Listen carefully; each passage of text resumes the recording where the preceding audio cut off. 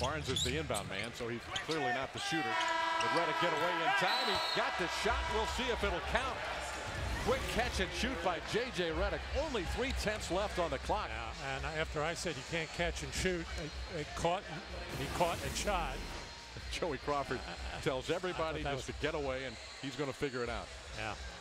Yeah, it sure looked like it got out of his hand. Oh, it got out of his hand before the red light, but the general rule is 3/10 of a second. Now, but I have seen this year where they have counted a field goal on a catch and shoot with 3/10. But you know, the thing that makes it look like it wasn't possible was the pass was not a perfect target. He had to reach down and then get his hands up to get the shot away.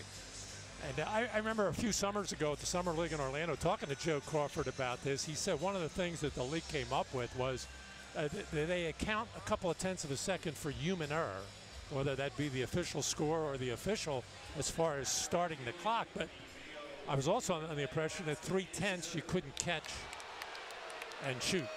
I was wrong again. Yeah. Well, they've looked at it and determined just what we saw on the replay, that the shot will count. So Redick got it out of his hands just in the nick of time. That's a big play for them. Score and just be a matter of fitting in, which I think will happen pretty quickly. Nope, it won't count. Nope, there's no way you get that off in 3/10 of a second. There's just no way that's going to count. No chance. They'll review it, but that will not count.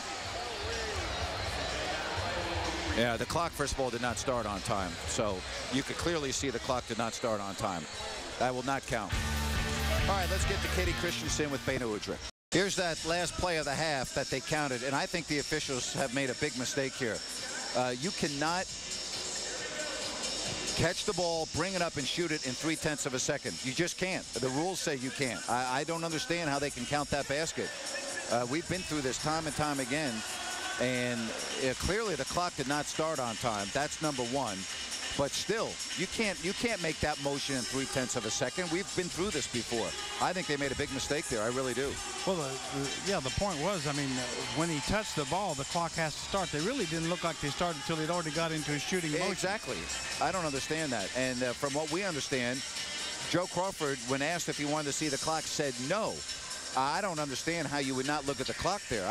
To me, the Kings are getting jobbed on that one. All right, why don't 55-51 again. That basket they said was good. It's beyond us, but I'm going to try to talk to Joe Crawford here when we get a chance and get an explanation for you. Tyreek, Jim, first of all, did you and the coaching staff get an explanation on that last play that they counted? Because we don't understand how that could count. 0.3 takes a lot to be able to get it off. Yeah, I don't understand. He caught it at his ankles, brought it up.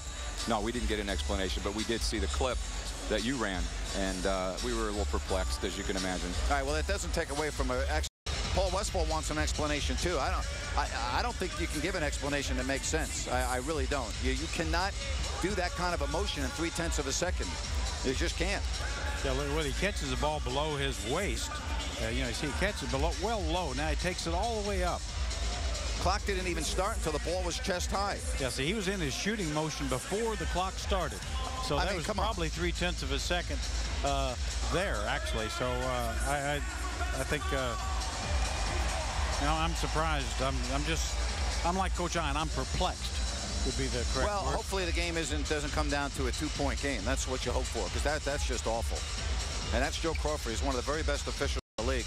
I would love to be able to get an explanation from him. I didn't get a chance to talk to him because we were on live TV here, but that makes no sense. I'll tell you what does make sense, though.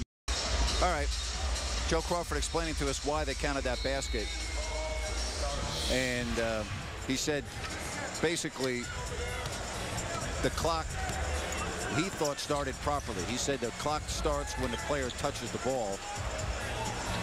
And, whatever. It just, game goes on. Matt Barnes, I'll tell you, I love Joe Crawford. He is at least an official that will come over and explain to you what's going on. Yeah, we don't have to agree, but, I mean, that was their interpretation. Yeah. And like you said, the game goes on, and now it's King. David, both coaches, Paul Westphal and Stan Van Gundy, were trying to get an explanation from Joe Crawford on the somewhat controversial basket by J.J. Redick with 3/10 of a second. I think Stan was even surprised that it counted. And Joe said that they're not supposed to, I was reading his lips, and I didn't hear this exactly, but not supposed to, like, presuppose anything. They just have to go by the call that they see, and then look at the monitor to see if the shot was off before the red light was on. Where we were under the impression that 3/10 had to be a tip.